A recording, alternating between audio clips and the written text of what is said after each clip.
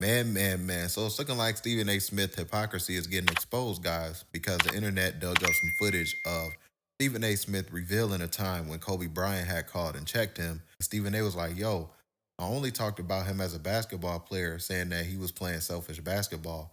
And Kobe Bryant called and checked me and told me not to say that on national television again. So the internet dug this up because it's like, yo, the hypocrisy here is because how is this guy talking about Kobe Bryant checking him over basketball?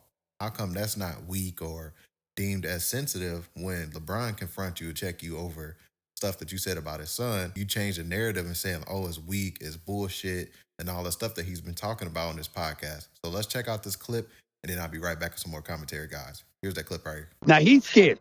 Kobe's scared the living shit out of me because here's why. Kobe was a savant. You did not know more basketball than Kobe Bryant. I can quote him. I mean, I miss him so much. I can quote him for you right now. Voicemail. You know who this is, motherfucker. Get your ass up, pick up your phone, and call me back. That bullshit you just said. Wow. And don't keep me waiting but so long either. Your ass better not go on the air and say some other shit before you talk to me. What did you say? I would say something along the lines of, I don't like the way he's playing. It's selfish basketball right now. And so he called me up and I'll be like this, what now, man? And he'll say, you say you watching basketball. The motherfucker watch the game. And then we get into it. And then he'll go like this, I have no idea why I love your ass. I really don't. I love you. He said, you go on the air, you say that shit again, I'm calling you to curse your ass out. In between the third and fourth quarter, LeBron James saw the world's most famous sports media member, walked over to him, checked him, and then walked down the Knicks, who happened to be Stephen A's team, right in front of him. It's pretty dope. If that were Michael or Kobe, it would be part of their legend. It would be in their documentaries. Stephen A always says, I'm at the games, I'm around, come talk to me. That's what he did. I didn't think it was out of line. As Stephen A said, that was a parent confronting a guy about his kid. When Stephen A did the, I'm pleading with you as a father to end this, that really bothered LeBron. And that was why LeBron's people called Stephen A, and then Stephen A made fun of him for it. So then LeBron handled it himself, which felt to me totally reasonable. So that's what Stephen A. Smith had revealed about Kobe Bryant. He revealed that after Kobe's passing, and he had told that story. And yeah, you know, if Kobe wouldn't have passed away, Stephen A. Smith, he probably wouldn't have told that story. And the reason why I say that is because when LeBron James' team reached out to Stephen A., he immediately went publicly and had told the world about LeBron James and his team trying to, handle the situation privately before LeBron James had checked him. This is what Stephen A. Smith said. My day job on ESPN earlier this morning, and I spoke about this, and I felt the need to elaborate even further because a couple of people text me and pissed me off, and they know who they are.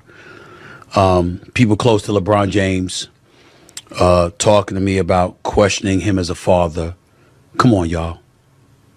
I mean, it's got to a point where this LeBron sensitivity is just beyond the pale.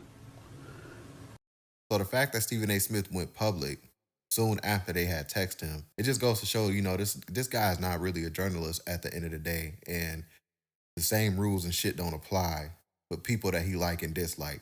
Because the fact that Kobe Bryant checked him about basketball is, Kobe terrified me and blah, blah, blah. But then LeBron James pull up on you, confront you. It's weak. It's bullshit. And at the end of the day, you criticize Kobe as a basketball player. If Stephen A. Smith didn't care for Kobe, he would say that. He would be like, yo, I feel like he's sensitive. You can call Kevin Durant sensitive, right? But you can't call Kobe sensitive because, again, Kobe is a guy that's beloved. He's liked. And Stephen A. Smith, he wouldn't do that. And the same with MJ, there's been times when Stephen A. Smith was on First Take and he'd be like, oh, wait, guys, MJ just texted me and said my take is wrong. And then he would take back his words. He'd be like, yep, well, the great MJ spoke, so he's right, I'm wrong type shit. Like, I've seen him do that live on ESPN First Take. Because we've made news because we had a list, and I talked about Steph Curry, maybe the greatest point guard ever, and all of this other stuff, okay? This is not a debate. I'm just going to educate the viewers out there just like Doggy just did. And I'm gonna pay tribute to you, the historian that you are, to your colleague at Mad Dog Radio, Eddie Johnson, who was filling in the morning Good show. guy. He's very good guy. Excellent. Terrific NBA player throughout. I mean, he was giving lessons this morning on this very topic. Oh, he was. Good Lessons, job, Steve. I didn't because see that. he was, he brought you up too. He didn't name you by name, but everybody knew who he was talking about, right? And he was talking about you, and he was like, he said, because he knows his history. And Magic Johnson, he said, it's not even close. Magic Johnson's the greatest point guard in NBA history. Y'all don't know what y'all talk about, blah, blah, blah, blah, blah. And he was educating folks and uttered the word facilitator, and I'll get to that in a second. But before I do, I have to read you a text that I received this morning at 5:54 a.m. Good morning, sir.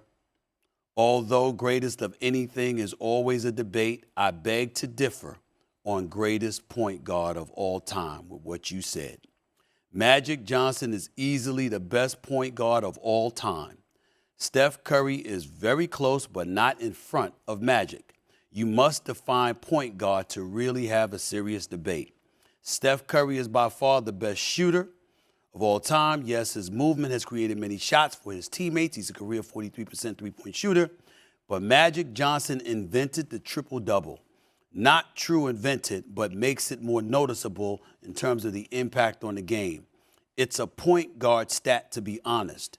Magic was the best. We can go on, but I don't want to take up too much of your time. I know you get the point. By the way, Magic has 5 NBA championships. Wow. That quote this morning Rob? at 5:45 was from Mr. Michael Jeffrey Jordan. Wow. How about that? And he asked me, Wow. he asked me to read it on the air. He said, I'm not backing up for it. He said, I'm tired of this argument about Magic Johnson not being the best point guard in the history of the game. He is the best point guard in the history of basketball. That is from Michael Jordan. So Eddie Johnson, if you're listening, you're absolutely right. Mad Dog Russo, you're absolutely right. If you're leaning on the true definition of a point guard, there is only one, and it is Irvin Magic Johnson. So again, that's Stephen A. Smith revealing a text that he got from MJ live on ESPN First Take. He said that Michael Jordan texted him at 5 o'clock in the morning talking about the GOAT debate that Stephen A. Smith started about Steph Curry and Magic Johnson. Stephen A. Smith had Curry over Magic Johnson. And since he had got that text from MJ, now he was like, oh, well, yeah, y'all are right. MJ's right, y'all are right. And I was just looking at it from this point of view. Like, the man changed his whole entire narrative, and he tried to explain it in a way how he felt about it. But he backtracked on his words, saying that, you know, everybody else that had Magic over Curry was absolutely right. All because MJ had texted him and called him out on that, man. So that's Stephen A. Smith in a nutshell. If he likes you, he'll definitely paint the picture, put the story out there in a way that it sounds good. If he dislikes you, he can definitely paint the picture in the story and make you seem like asshole or whatever, you know. So that's it for today's video, guys. If you stuck around this long, hit that like button. Don't forget to hit that subscribe button as well on your way out. Catch you guys on the next one, and we out, guys. Peace.